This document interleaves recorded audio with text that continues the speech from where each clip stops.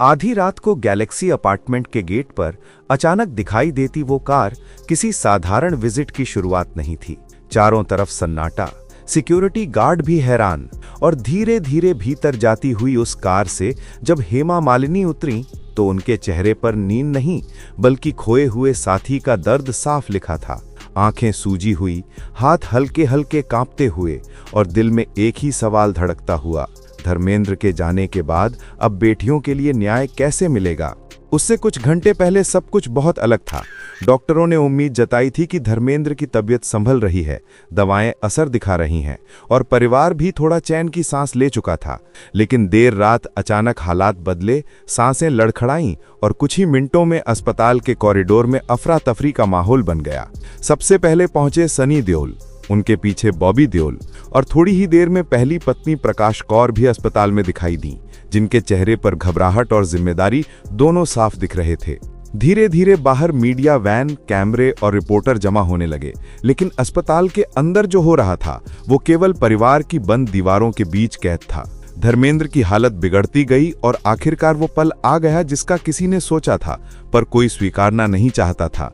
Superstar की सांसें थम चुकी थीं। खबर बाहर निकलते ही सोशल मीडिया पर श्रद्धांजलियों की बाढ़ आ गई, फैंस रो पड़े और पूरे देश में एक ही नाम गूंजने लगा, धर्मेंद्र। इसी बीच एक सवाल हर जगह उठने लगा, इस मुश्किल घड़ी में हेमा मालिनी कहाँ है? जो कैमरा हर चेहरे को कैद कर रहा था, उसे वो चेहरा देर तक नजर नहीं आया जिसे दुनिया धर्मेंद्र की ड्रीम गर्ल के नाम से जानती है।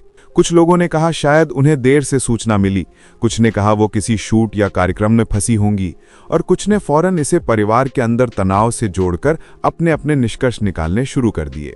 जब तक हेमा मालिनी अस्पताल पहुंची तब तक मशीनें बंद हो चुकी थीं, डॉक्टर पीछे हट चुके थे और सिर्फ सफेद चादर के नीचे शांत पड़े धर्मेंद्र का चेहरा बाकी था।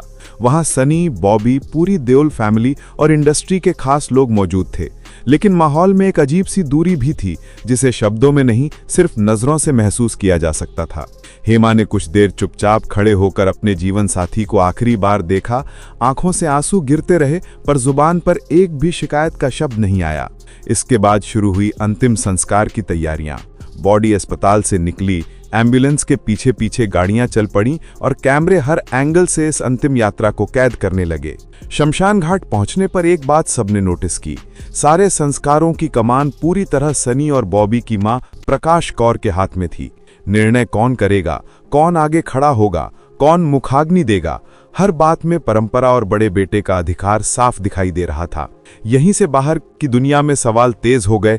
कई आवाजें उठीं कि हेमा मालिनी को उनका हक नहीं दिया गया, उनकी बेटियों ईशा और आहाना को साइडलाइन कर दिया गया और उन्हें सारे मुख्य रीति रिवाजों से दूर रखा गया। ग्राउंड पर मौजूद कई लोगों ने यह भी बताया कि व्यवस्था, रस्में और निर्णय लगभग पूरी तरह देवल परिवार के पहले घर के नियमों के अनुसार लिए जा रहे थे, जबकि दूसरी तरफ के चेहरे चुपचाप भीड़ में खोए हुए दिखाई दे रहे थे। ईशा देओल और आहाना देओल के लिए यह दिन सिर्फ एक स्टार पिता का नहीं, अपने पापा का विदा होने का दिन था।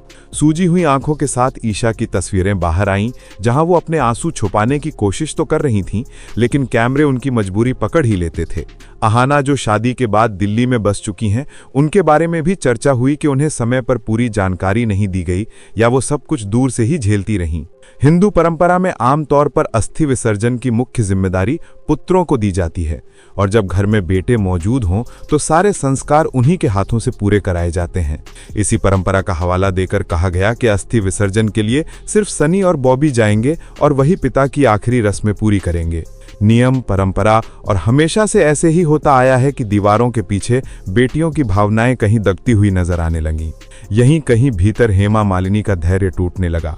उन्होंने मन ही मन शायद ये स्वीकार कर लिया था कि धर्मेंद्र के दो अलग अलग घर हैं, दो अलग दुनिया हैं और वो हमेशा से बहुत मर्यादा में जीते हुए पहले परिवार की गरिमा का सम्मान करती आई हैं।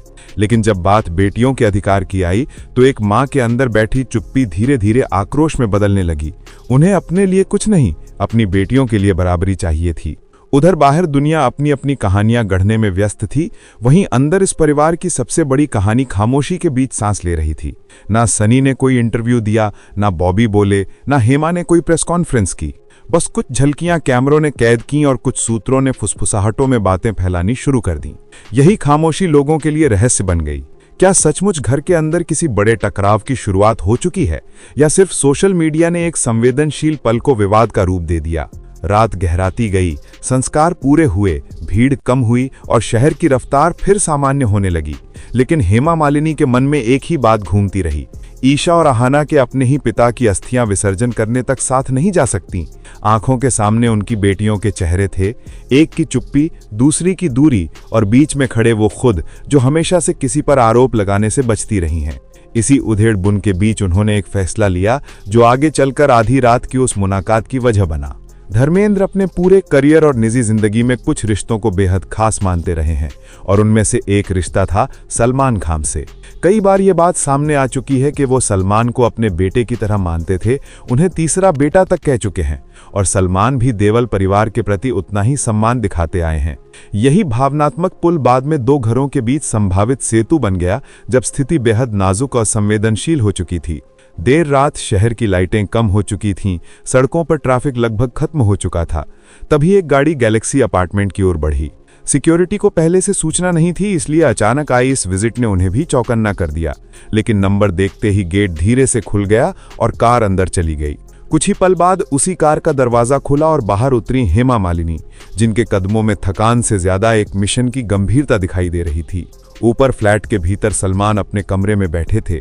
दिन भर की भागदौड़ और भावनात्मक थकान के बाद शायद थोड़ा सुकून ढूंढ रहे थे।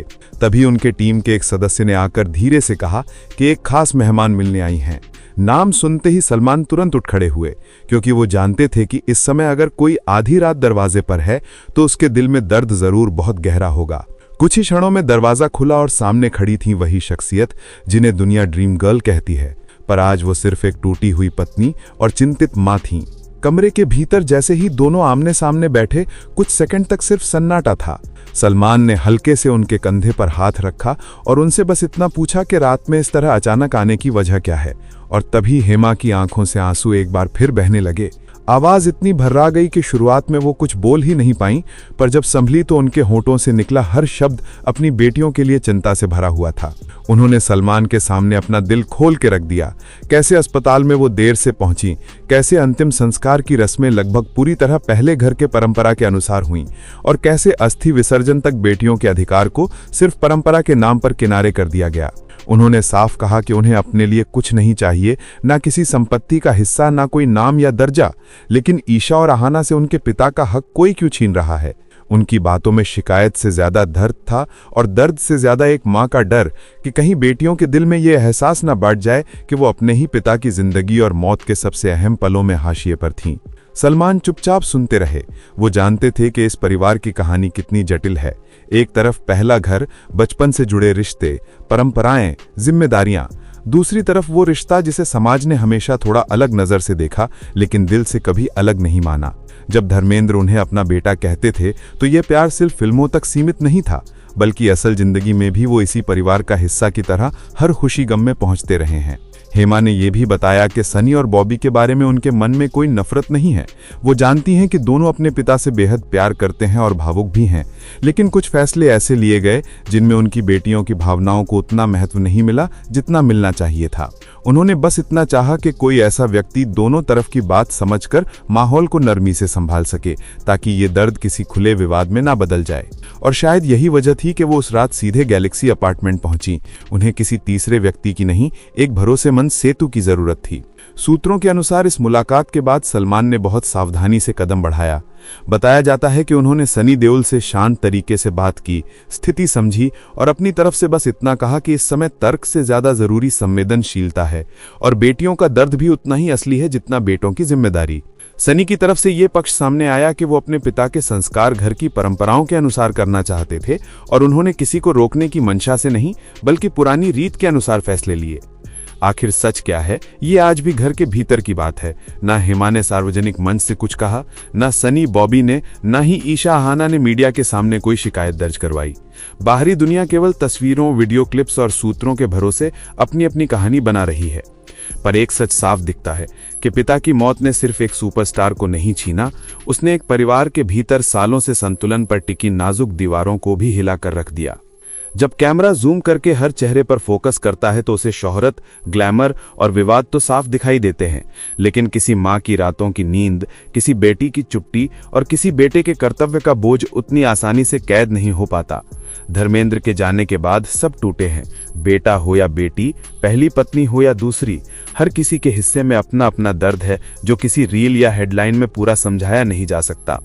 फर्क बस इतना है कि कुछ आंसू कैमरे देख लेते हैं और कुछ आंसू तकिए में छिपकर सूख जाते हैं। हर बड़ा परिवार किसी न किसी मोड़ पर परंपरा और भावनाओं के बीच फंस जाता है। एक तरफ सदियों से चली आ रही रस्में होती हैं, जहां मुखाग्नि, अस्थि विसर्जन और पितृत्व के प्रतीक बेटे के कंधों पर रखे जाते हैं। दूसरी तरफ बेटियां होती हैं जो उतना ही प्यार करती हैं, पर अक्सर रस्मों की सूची में उनका नाम बाद में लिखा जाता है।